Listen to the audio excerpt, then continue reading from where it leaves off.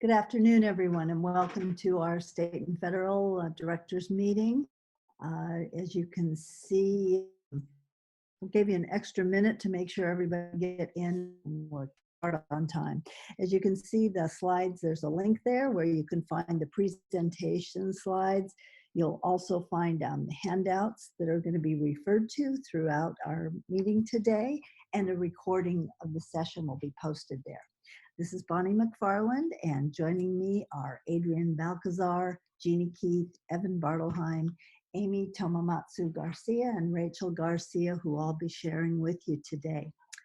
We, as usual, have a full agenda. However, we do plan to end the meeting a little bit early today, since I know many of you are planning to into the California Department of Education meeting following this at 2 o'clock that will be addressing the new changes in the LCAP submission timelines for the year.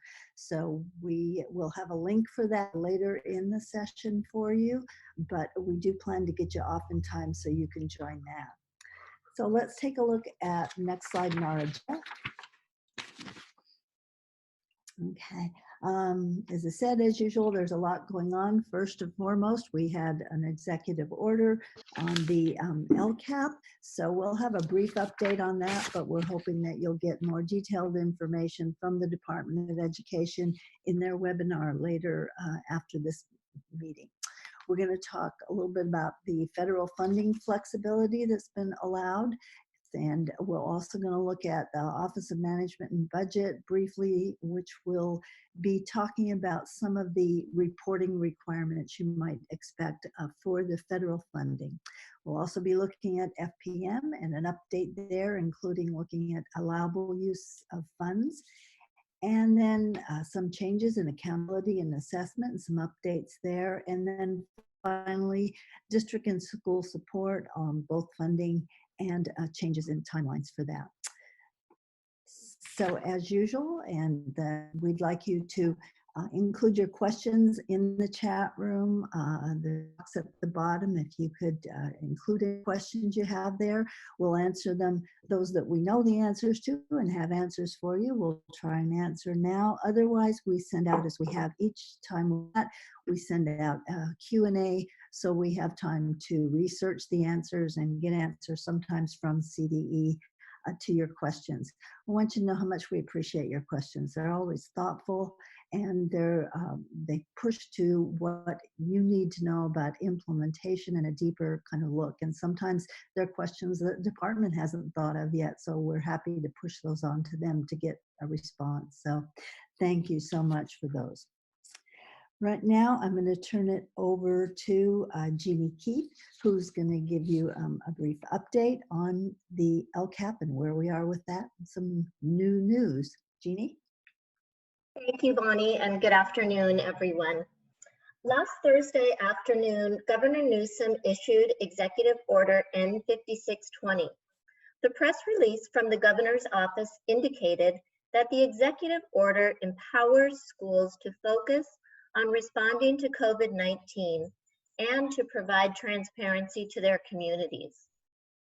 The order extends the deadlines for the LEAs to submit the LCAP and requires, as a condition of this extension, that LEAs publish a written report to their communities, explaining how they are responding to COVID-19 and including the steps they have taken to meet the needs of low-income, EL, and foster youth. According to the press release, this report will provide transparency and accountability to communities. Included in this slide is the link to the order. Next slide, please. The next two slides provide a summary of the N5620 order that addresses the LEA's response to COVID-19 and the local control accountability plan process, including fiscal accountability and stakeholder engagement components. The deadline for the adoption of the 2020-21 LCAP and budget overview for parents is extended to December 15th, 2020. As a condition for this extension for the adoption of the LCAP, the order requires LEAs to submit a written report to their community by July 1st. We will discuss what is required to be included in this report in an upcoming slide. Additionally, to align with the extension for LCAP adoption, the order waives the requirement for LCAP adoption prior to the annual July 1 budget adoption. In other words, the budget adoption deadline of July 1, 2020 continues without the contingency to the LCAP. And meeting conditions from Executive Order N2920, which provided guidance on stakeholder engagement in virtual settings, continue. Additionally, the order waives the requirements for instructional minutes for physical education and the physical fitness test requirement. Next slide, please. For the 2020-21 LCAP that will be due by December 15th, 2020, the requirement for the state board approved template is waived. Per FAQs from the CDE, the precise template, metrics, and stakeholder process to be used for the 2021 LCAP is still to be determined and will need to be detailed in future legislation. The CDE will be consulting with stakeholders and working with the legislature to provide this information. Along with the extension, the requirement to review the data reported for the local indicators in conjunction with the adoption of the LCAP is also waived. This would have been required with the original date of the July 1st submission for the LCAP.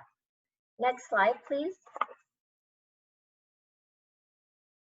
The written report to the community that is due by July 1st is required to explain the changes to program offerings that LEAs have made in response to school closures as they have addressed the COVID-19 emergency and the major impact of such closures on their students and families. In this report, it must include a description of how the LEA is meeting the needs of unduplicated pupils during the closure and the steps the LEA is taking to support continuing delivering high-quality distance learning opportunities, providing meals in non-congregate settings, and how they are arranging for supervision of students during ordinary school hours. The content to be included in the report aligns with the prior Executive Order 2620, which outlined the conditions under which California public school districts retain state funding in the event of physical school closures. Next slide, please. This report to the community needs to be adopted by the local governing board or body of the LEA during the same meeting at which the governing board or body of the LEA adopts the annual budget, which is due July 1st. School districts will then submit the written report in conjunction with the submission of their adopted annual budget to the County Office of Education. Charter schools will submit the written report adopted to their authorizer. And school districts and charter schools must post a copy of the written report on their internet website. California Department of Education is included in the order, and they shall develop a form that LEAs may use for the written report. Next slide, please. Thank you. As a result of separating the LCAP approval requirement from the budget approval process due July 1st, 2020, the order waives the related budget approval conditions requiring a governing board to adopt an LCAP prior to adopting a budget, and that that budget include expenditures identified in the LCAP. This also waives the deadline for the county superintendent to disapprove a budget if the budget does not include expenditures necessary to implement the LCAP, as well as the requirement that the county superintendent of schools shall not adopt or approve a budget before the LCAP for the budget year is approved. Next slide, please. CDE is providing a webinar this afternoon following this Zoom meeting, Tuesdays at 2. The link is included for your reference. And CDE has also posted some frequently asked questions and responses to address changes to the 2020-21 budgets and local accountability plans in response to COVID-19. As Bonnie shared with you, please continue to ask your thoughtful questions related to the LCAP process so we can find answers and support your work moving forward. Next, I'm going to turn it over to Amy Tomimatsu, and she will share the federal funding update. Thank you, Jeannie. The CDE hosted a webinar on Thursday last week to go over the waivers that the U.S. Department of Education approved around federal funding flexibilities, which were authorized under the Coronavirus Aid, Relief, and Economic Security, or CARES Act. The presentation slides and the recording of that webinar are both available on CDE's COVID-19 webinars website. And right now we're going to review some of the key waivers that were approved that provided federal funding flexibility. Next slide, please. First, Title I, Part A. In using the phrase federal fiscal flexibilities, there is some potential for confusion around whether this relaxed any of the rules around allowable use of funds or the specific intent and purpose of each of the funding sources. So we want to make it clear that there is no change to the authorized use of funds, and Title I is still to be used to improve basic programs and support effective evidence-based educational strategies that close the achievement gap and enable students to meet California's state academic content standards.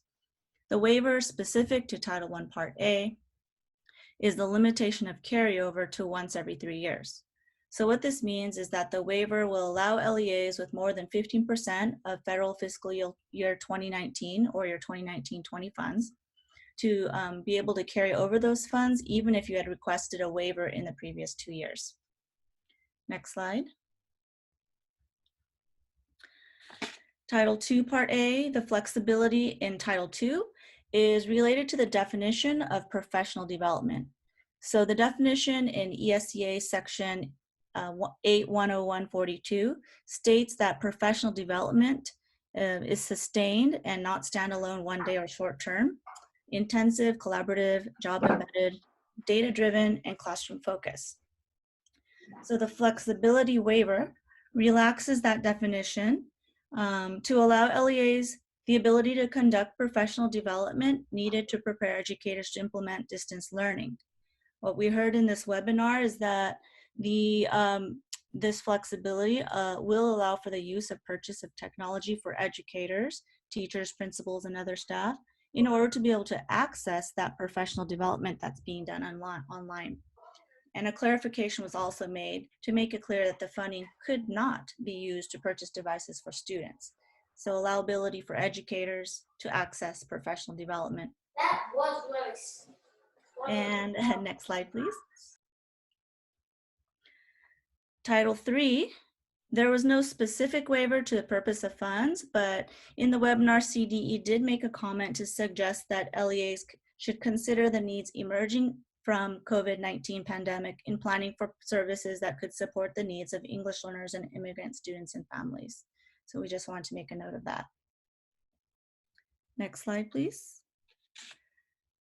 Title IV Part A had some of the greatest flexibility, so we want to kind of go over these. Title IV has 3 areas that will be impacted by the approved waivers.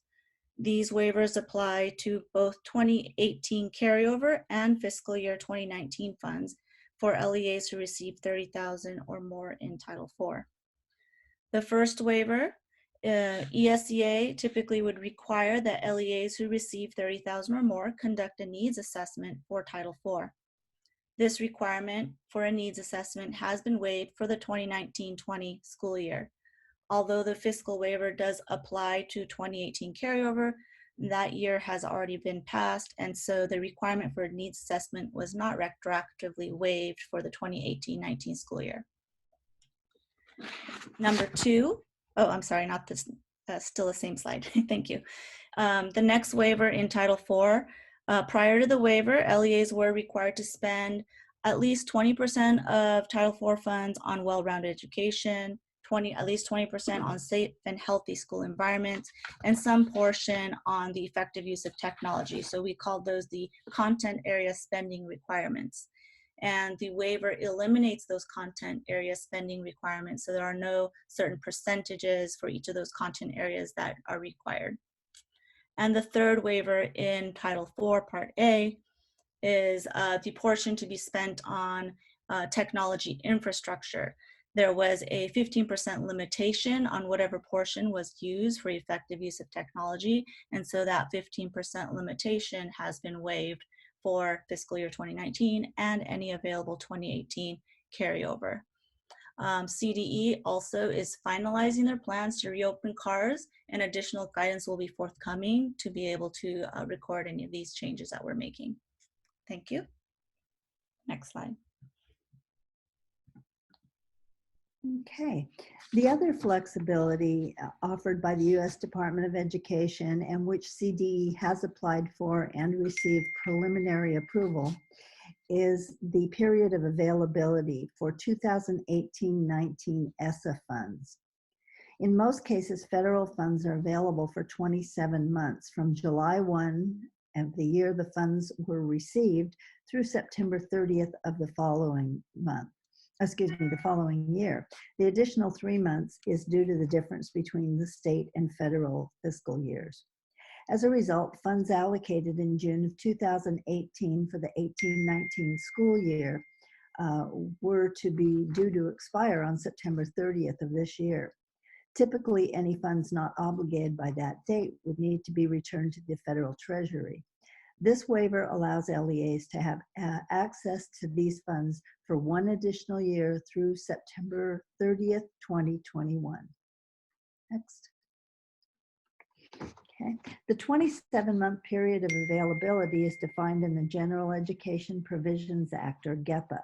This provision was put in place in recognition of the fact that education funds allocated in the fall of the year don't reach LEAs until the following June, and this provision allows 1 additional year for school districts and other LEAs to spend the funds. This provision is referenced in the waiver, and this would be waived to allow 1 additional year beyond the 27 months for these funds to be used. Next. The waiver applies to most ESSA programs. You can see the list here on this slide, and you'll note, and on the next slide are the other programs. You'll note under Title I, there's a note about state funds under Section 1003 for school improvement. This refers to funds reserved for comprehensive support and improvement schools.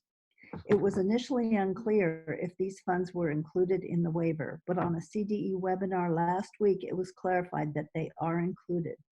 These funds differ from other programs because LEAs didn't have the full 27 months to spend them. Because the state delayed identification of CSI schools by 1 year, the 2018 funds were not made available to LEAs until the spring of 2019, and they expire this September.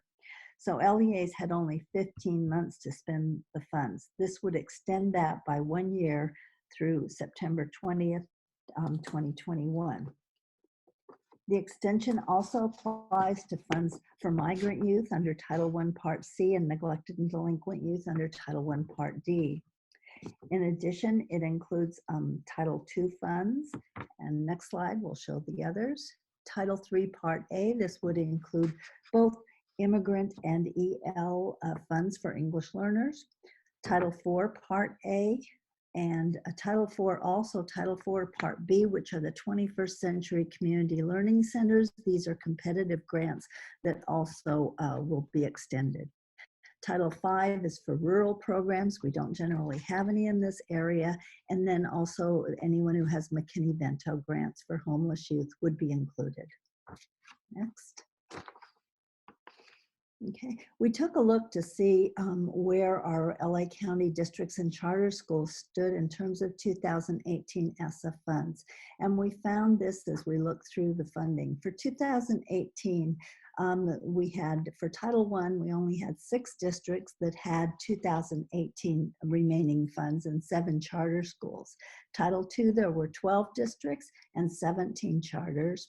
For Title III, English learners, 19 for districts, 9 for immigrant programs. Often charter schools don't access these funds, so there were no charters that had that.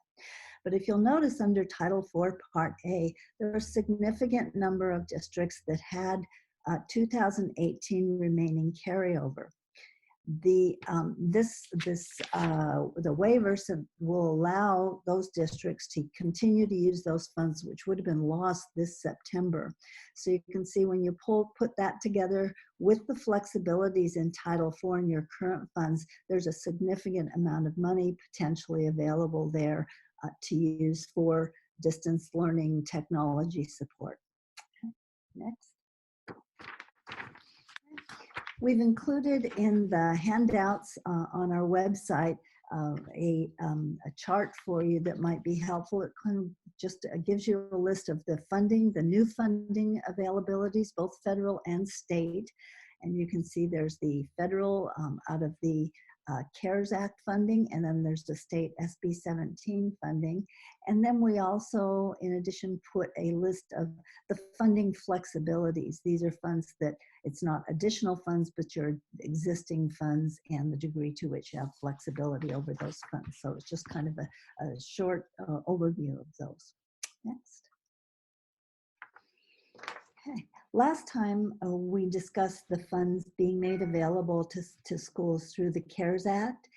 And as you recall, there were 2 fund sources specifically for LEAs in the bill. One was the governor's emergency relief fund. And this was for not only for school districts, but also for universities. We haven't had any new information on those funds. Those were primarily for agencies that were hit hardest by COVID-19. The other fund, though, that we discussed was the elementary and secondary emergency relief funds, and those are in process. The U.S. Department is currently processing requests from states for the funding. They've streamlined the process. They indicated they would provide a 3-day turnaround to states if possible. In a recent webinar, they did indicate they're a little bit overwhelmed, but they're trying to get those funds out as quickly as possible. LEAs should expect 83% of their 2019-20 Title I Part A allocation in the amount of these funds. This is up from last time we met. We talked about planning for a little bit less than 80%. That looks like it's bumped up a bit, and they're looking at 83% of your current year's Title I Part A allocation would be available under the Elementary and Secondary School Emergency Relief Fund. The timeline for these funds, we were hoping it would be the end of this month or early in May, but it looks like it might be mid to late May. The funds are retroactive back to March 13th of this year. That's the date that the president declared an emergency. So you can back pay and expenditures back to March 13th of this year. CDE is working on a simplified application process. There were questions about how the funds will go out. There will be some sort of application and assurances.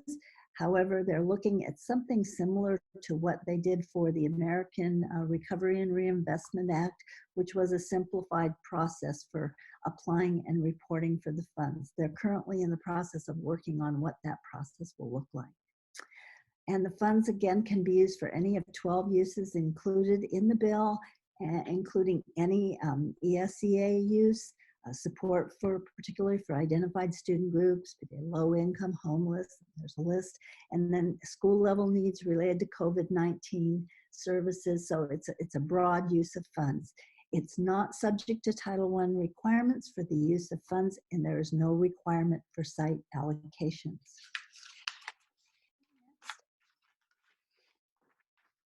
Just to a little bit more on reporting, to give you a sense, because there are questions, are we going to have to report on this? And the Office of Management and Budget did indicate that while the administration's committed to rapidly getting these funds out, at the same time, spending transparency and regular reporting will provide important accountability mechanisms and safeguard taxpayer dollars.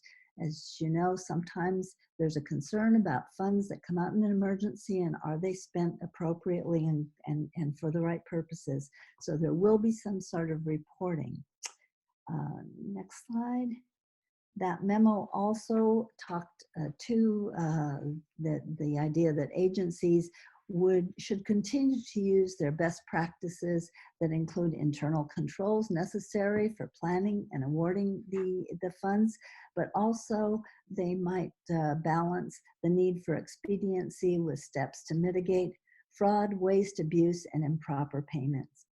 OMB they don't expect that federal agencies will require additional reporting that's separate from the normal functions, the way that the states report to the U.S. Department. However, the state will determine how LEAs report. Okay. And I'm going to turn it over to Adrienne now to talk about FPM. Good afternoon, everyone. This is Adrienne, and hope everyone is doing well.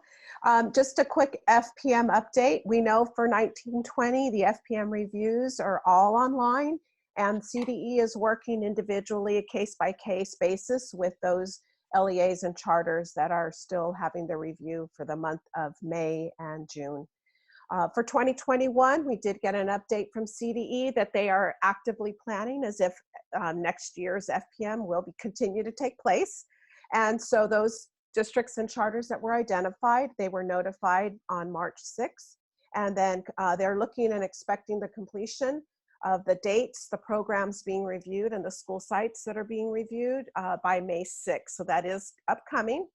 Also, too, they are expecting the revised 2021 instruments. There'll be 16 of them for this upcoming year, and they're hoping to have all of that ready to go by June 17th. Just a little side note, CE instrument, they are changing a segment, and that is to reflect the new situation of the COVID. So just know that there'll be some evidence that you'll need to collect for that. And then additionally, they have added for FPM, it's a new disaster relief instrument. So that will be new for all districts that are receiving Title I money. You will need to make sure that you have this instrument, and you'll know, and we'll be giving further guidance about this in the future. Also, as Amy had said, with Title I allowable uses, I'm not sure how many of you were familiar, but on CDE's website in the past, for a couple of years, they had this webpage that said Title I allowable uses, and there were about 8 questions on it. And so what they've done is in March of 2020, they updated it, and it's actually very clear, and it gives further guidance. So as Amy said, that when there's some waivers that apply to Title I, it still does not allow you to use it any way you want. So with further guidance, you can see that they've added 4 questions to or 4 statements for help in giving guidance on how to determine whether these funds are allowable or not. So if you see this slide here, you can see what still stands is the state academic standards, that it's evidence-based educational strategy, it's reasonable, necessary, and allowable. But what's added is statement number 4 and 5. And so again, now they're stating that it must be used to supplement the funds, and also in the absence of the funds be made available from state and local sources, and that they do not supplant. So that's something new. Also too, Title I for number 5 here, it says that it's expected to use your current federal fiscal year or the subsequent year of your Title I funds. So that's something new to your layer of guidance. They also spell out for if you have running a Title I school-wide program, the allowable uses here, you need to add, make sure that you've looked at items 6 through 10. So make sure that it's part of a comprehensive needs assessment, it's included in the single plan, it's approved by the local board, and also that the nature of the school site council, that they have spent the time annually evaluating and monitoring the implementation of the school plan, and that it is continuously reviewed and approved by, recommended by the school site council to the local governing board. And then also, in addition to this, is the next set of guidance is number 11 and 12. And this is if you are having a school that's running a targeted assistance program or school, again, just making sure that you understand the difference in the requirements for a targeted assistance school. And so if any of these questions or the filters that you have gone through, if you have a no and it doesn't meet that requirement, then it is not an allowable use of your Title I money to implement your Title I program. And again, you know, as time and all these changes and waivers, please, we really encourage you to have that conversation with your fiscal department so that everyone is on the same page in terms of what's allowable, what's not allowable. And this isn't really, well, it's not a pot of money. It's truly a Title I program being implemented at your school and or charter. And so at the bottom here is the link if you would like to look at it yourself on CDE's webpage. So, okay, thank you very much. And so now it will be Evan. Hi everyone, this is Evan, and I just wanted to bring some updates to assessment and accountability. Rachel has some additional things. There's some overlap here. So as you recall, the executive order N3020 suspended state testing and announced the intention to seek the waiver and assessments for assessments and accountability. That was submitted to the U.S. Department of Ed, and it was the approval was received on March 27th with the public comment period that followed on closed on April 15th. Additional information about what some of the implications of that can be found on this COVID-19 accountability FAQ. I definitely recommend having a look at that. Next slide. So as you recall, there was definitely the suspension of all CASP testing, the suspension of the summative LPAC testing were in that initial waiver. The initial LPAC, that 45-day extension that was granted through SB 117, just to note that that ends as of June 30th, 2020, and as of July 1, there will be a return to a 30-day window, so 30 days after the enrollment of a student in your district, a new student. Also, for at least until through August 20th, the paper and pencil administration will be required. As far as the CDE, there was some confusion. There's been clarification sent out about the possibility of doing a summative assessment in the fall. The CDE is exploring that option as of right now. It would not be mandatory, and it would be intended for students who did not have a chance to either to complete the test, the LPAC, or to take the LPAC in the spring. And it would be for those students, for districts to be able to reclassify those. An additional outcome, the waiver initially did not address the physical fitness test, which is a state requirement, and the new executive order that came out that addressed the LCAP also addressed the physical fitness test, as Jeannie mentioned earlier. So the physical fitness test for this year has been waived, as have the required minutes for PE. Next slide. So also mentioned earlier, Jeannie mentioned earlier, the submission of local indicators in conjunction with the LCAP before July 1 was waived per the executive order N5620. However, the local indicators are still part of Ed Code section 52064.5, which has not been waived by the legislature or the governor at this point. Districts and charter schools are still required to submit local indicator data in the fall of 2020 as of now, and that ties in with the requirement to create a dashboard, which dashboard is part of that same ed code. The CDE has indicated that they will be seeking to waive that, but that's a state requirement, not just a federal requirement. It's not just for federal accountability. So as it stands right now, the dashboard is still a requirement until addressed by the legislature. Finally, with regards to the CALPADS and the dashboard, the Education Department does require all states to report graduation results. So expect that you'll be submitting all your end-of-year data in CALPADS for 1920. Of course, some of that's going to be modified partial years, but as far as your data for your graduation results, make sure you exit all your students at the end of the school year with proper exit codes and school completion status that reflects their end-of-year status. And now on to Rachel. Good afternoon, everyone. The CDE updated the differentiated assistance list in March due to the reinterpretation of business rules that apply to charters.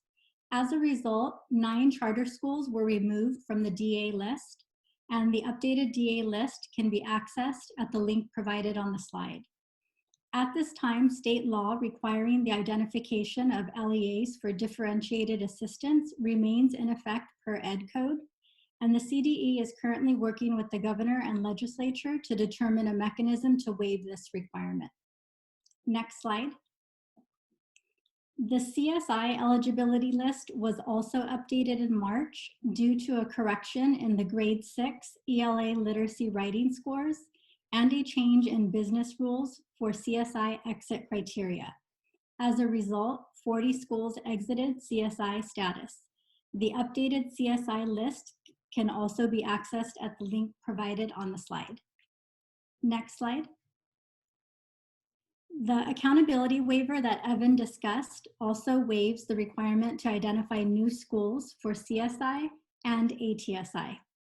Schools that were identified for CSI and ATSI this school year will maintain that status for the 2020-21 school year and will continue to receive supports and interventions during the 2020-21 school year based on their school improvement plan. Next slide. The CSI and ATSI plan development timeline is unclear at this time. And one possibility is that schools that were identified in 2018-19 that did not exit CSI or ATSI could revise their 2019-20 plan as needed for implementation in the 2020-21 school year. Schools that were identified this school year will need to develop and implement a 2020-21 CSI or ATSI plan. The CDE is working on developing these timelines and requirements. Next slide, please. Here is a proposed CSI plan development and implementation timeline from the CDE. According to this proposed timeline, CSI plan development activities would continue in the fall with school and LEA approval in October or November, and CSI plan implementation would begin in December or January. Again, this is a proposed timeline, and we will keep you updated as we receive additional guidance from the CDE. Next slide, please. For 2018-19 CSI grant funds, Report 3 was due on March 31st. If you have not submitted Report 3, CDE is still accepting requests for extensions. You can request an extension by sending an email to siso@cde.ca.gov. The next apportionment is scheduled for May, and CDE can make additional apportionments for LEAs that need additional time to report. As Bonnie mentioned earlier, the federal flexibilities waiver extends the period of availability for 2018-19 CSI funds through September 30th, 2021. As a result, grant reporting timelines are being extended, and the CDE is building out the GMART system to accommodate this extension. Next slide, please. For 2019-20 CSI grant funds, there have been no changes to the start or end date. All applications have been received and approved, and final allocations have been posted at the link provided. The first apportionment of 25% of the total allocation will be processed this month. Next slide, please. The reporting timelines for 2019-20 CSI grant funds have been adjusted due to school closures. The last two columns in the chart shows the adjusted reporting timelines and due dates. And the CDE is anticipating conducting training webinars in July or August. Next slide, please. Here are the links to our upcoming Zoom meetings. We have an LCAP Zoom meeting scheduled for next Tuesday, May 5th at 10 a.m. And our next state and federal programs Zoom meeting is scheduled for Tuesday, May 12th at 1 p.m. Next slide, please. We will continue to email the Q&A follow-up from today's meeting, as well as post it on our LACOE State and Federal Programs webpage. I will now turn it over to Bonnie. Hey, thank you so much for joining us today. As we said, we wanted to finish early so you could get onto the CDE LCAP Zoom webinar. I noticed there were a number of questions that came up about the new requirements relative to the LCAP, and we're hoping they'll be answered on that webinar. We did have questions about those of you who have begun work on that and have been moving forward, and how you can use that work, how you can use the templates. You are not alone. We've had a lot of districts asking those questions, and we're seeking answers, and hopefully we'll get some on that. The other question that came up, just wanted to clarify, there was a question about the funding. The 83% of this year's Title I funds, that is for the CARES Act funds, the additional funds that are coming. The Title I, your regular Title I funds for this year, CDE is in the process of allocating those right now. They have been allocated to the states. Our statewide amount for Title I was slightly higher this year. That doesn't mean that every district will get more. It depends on generally your situation, but every district will be, should be held to the hold harmless, which is a minimum 85% of your last year's funds. So Title I funds are, should be approximately what you got last year, no less than 85%, okay? And as for how those CARES funds will be distributed, CDE is currently in the process of working on that. We'll be sending out our FAQs to our regular email list and posting those within the next couple days. And we'll look forward to seeing you next week. If you have more questions about LCAP, you can join us on our LCAP web Zoom meeting, or the following week, we'll be back again with state and federal programs update. Until then, thank you for all the good work all of you are doing out there, and contact us anytime. We're here to support you.